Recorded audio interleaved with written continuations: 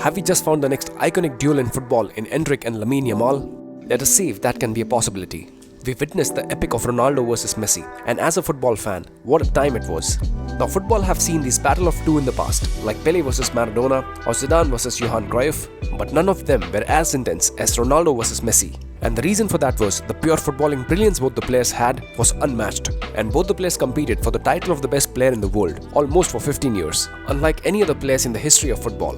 Now for the people who don't understand the importance of their rivalry, let me share this. First up, both the players were actually the best footballers for years, and they gave their best footballing years basically at the same time. Their stats, their gameplay, their teammates, their teams themselves, everything surrounding them was compared to each other. Every football fan waited for the battle of the best, and the world stood still when these two met each other every time on the field, and then talked about the match for days after that. And to witness that battle was pure footballing pleasure. It was football at its best. I was a casual football fan before, and because of them, football as a sport became more exciting for me.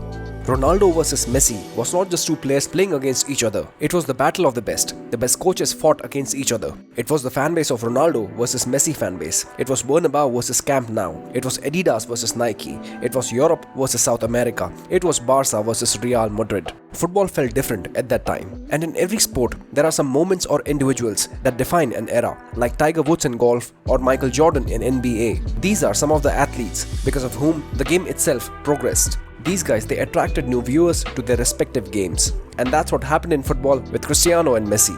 I was not fortunate enough to watch Pele or Maradona play, but I am aware that those guys defined an era in football. But I saw Ronaldo scoring those impossible goals and Messi doing his magic with the ball. And that for me was the most memorable time I have spent watching football. And I'm quite sure that many football fans will have the same feeling. And that's why you will see many fans labeling the young players the next Messi or the next Ronaldo. Because somewhere they want to relive that magic, that incredible football that we witnessed because of these two. And we are since waiting for a similar rivalry. We expected Mbappe versus Haaland to be the next iconic duel. And don't get me wrong, they are some of the best players in football right now. But while I record this, they could not match the level that Ronaldo and Messi have set. They both are still young and have the quality to have a remarkable career. But Mbappe is 25 and Haaland is 23. And by this time, both Ronaldo and Messi had won the Ballon d'Or and had carried their team to Champions League victories. So yes, those guys, at least for now, are not at the same level. And that brings us to these two guys, Endrick and Lamine Yamal. Now before we start discussing that whether they are the players who can carry the baton ahead, I have to admit that it is unfair to put any player on the same bracket as Cristiano and Messi, especially when they are at such a young age. But again, since Messi and Ronaldo have left Europe, there has been a void. It's like football is missing a proper rivalry. And as I said, it's like I want to relive that magic again. And these players have given some reasons to romanticize that idea. Anyways, it's not about me, but football fans in general have been quite excited to see them play. And many believe that they can match the level of enthusiasm, that madness that Ronaldo and Messi brought into the game. But why is that? Yes, both of them definitely look a class apart from their peers, especially with how confident they look on the field. But there are a few more similarities here. Like, they will play for the most iconic clubs in Real Madrid and Barcelona. Also, both of them play in the attack, represent two of the biggest footballing nations in Europe and South America. Also, they started showing their incredible quality at a very young age, and both are tipped by many to be the next big thing in football, just like Messi and Ronaldo. Now, can they actually do that? It's impossible to predict. But looking at what these guys have been doing so far, they are giving every reason to be hyped about them. Let me deep dive, starting with Lamine Yamal. Now, if you are a regular football watcher, I'm sure you would have heard his name quite a lot this year. And also the fact that he is young. And yes, many say that they are tired of hearing about his age. And I understand that. But allow me to give some perspective here. Lamine Yamal was born in 2007. He is just 16 right now. And the buzz that surrounds this player is not normal. Let me share the following so you can make sense of this information. He is the youngest player to make an appearance for Barcelona. He was just 15 years and 9 months old when he did that. And that's young. I mean, I know some 15 years old. And I don't think they can even play for my local team. Now secondly, he is the youngest player to start a La Liga game. Now La Liga is one of the best football leagues in the whole world and have seen some incredible talents. Players like Messi, Raul, Iniesta, Xavi, Casillas have all started their careers here. But none of them had enough to start a La Liga match at 16 years and 38 days old. Thirdly, he's the youngest player to start a Champions League game and the second youngest to appear in one. Dortmund's unity is to their youngsters. Anyways, if you thought that La Liga was not good enough, imagine Champions League and the young talents it has witnessed over the years. And being the youngest to start a UCL game for Barcelona, playing against the best defenders, means something. And it was not like he started for the sake of it. He did not look like a 16-year-old in his debut. The match was against Porto and Barca won that match. And yes, he didn't score, but he was his side's most viable attacking threats. Next up, he's the youngest player to provide an assist and score for Barcelona, and the youngest goal scorer in the history of La Liga. Now, people make this argument that he gets minutes because Barca have a lot of injuries. And that's true to an extent. But in those chances he got, he's proving that he's able to compete at the highest level. Defenders try to dominate the young players, and it's not easy for them, especially because of the difference in their physicality. But Yamal, now he's also the youngest player to start for Spain. Now if people say that he was doing it in Barca because of injuries, you'll agree with me that there are no lack of attackers in Spanish national team. But manager Luis de la Fuente saw his talent and called him up because he was impressed. The images you're seeing on the screen are some of the talents that have played for Spain, and none of them were even close to making a start at 16 years. And that carries some weight. Also, as you can imagine by now, he became Spain's youngest goal scorer and then became the youngest ever to score in a European Championship qualifiers. And in this particular stat, he is competing with players like Haaland and Mbappe and even Ronaldo. But again, none of them were this young when they scored their first goal for their national team. Now I get it, youngest ever this, youngest ever that. Doing all this at such a young age does not guarantee that he will have a great career. But it's not just that. When he's on the field, he looks like someone who is confident. He wants the ball and is very much comfortable with it. Defenders double his size are there to kill him, and he's dribbling past them like it's nothing. A player has to be crazy or has to have a lot of confidence in himself to do what he has been doing. Yamal is a clever and unselfish player. Now it's too early to judge, but he looks like someone who has his head in the right place, and that can make a lot of difference. Imagine Neymar and what he could have been if he showed a little more professionalism. So there's that, and this is my personal opinion, but I like watching him play. It's like he floats past the players. And in an age where physicality dominates the game, there are a limited number of players who are that confident with the ball on their feet, and that quality is so much pleasing to the eyes. So yes, based on what we have seen so far, he looks like someone special, a player who has a very high ceiling, and if he's showing such qualities in this age, while his body is not at its physical peak, imagine what he can become in his prime. And those were some reasons why I think that he can reach a really high level in football. Now, I'll also share a couple of points which I think can prevent him from reaching his true potential.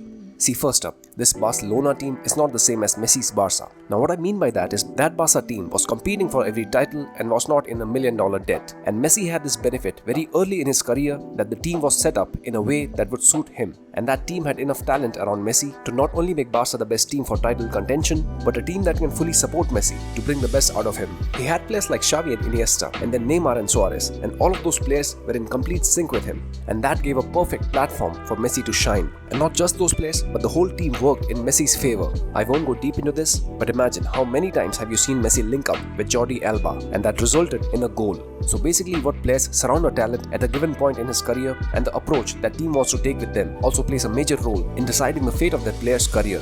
Now the second problem I think can be the physicality of Lamine Yamal. Now I understand that he's yet to reach his peak in terms of his physicality, but it's clear that he's not going to become a Jude Bellingham or Zlatan Ibrahimovic, and the players who tend to play like Yamal gets fouled a lot, so he will have to cope with that. Now you don't need me to remind about what happened with players like Ansu Fati and Pedri. Both the players are immensely talented, but both Barca and Spanish national team overused them before those guys were physically ready, and now because of that, both the players cannot play consistently without getting injured, and I'm sure Barca would not want that to happen with Yamal. And with that, I end my take on Lamine Yamal. Now let's talk about Endrick. There's this term they use for him. It's Brazilian wonder kid.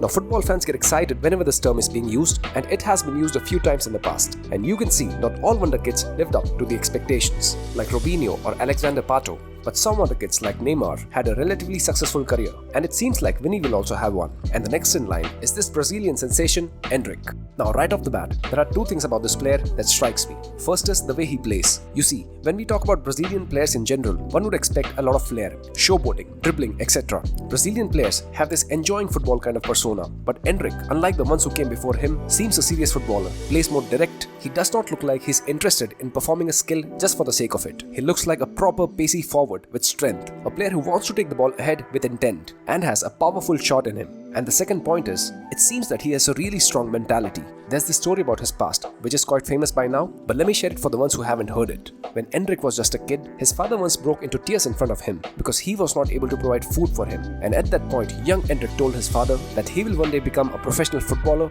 and take care of him and his family. Yes, he said that when he was just a child. And he started playing football from the age of 4, and his father started uploading his highlights in YouTube. And clubs like Sao Paulo and Corinthians started showing interest in him. But because they didn't want to bear the expense of Endrick and his family's accommodations, those clubs decided not to take him in.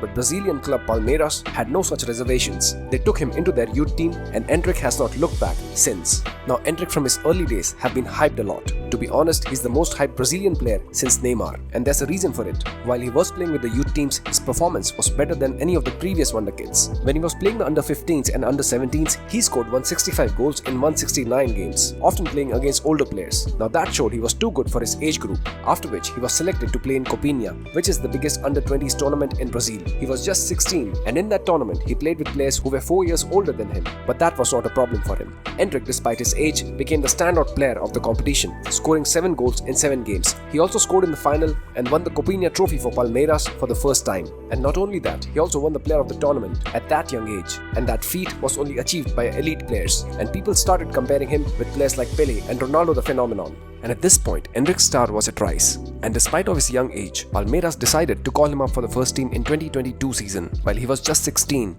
And of course, he became the youngest to play for them. And that was not a small thing, because this team was the best Palmeiras team in recent history, as they won the Copa Libertadores, which is the Champions League of South American football, 2 years in a row. So there was no shortage of talent in that team.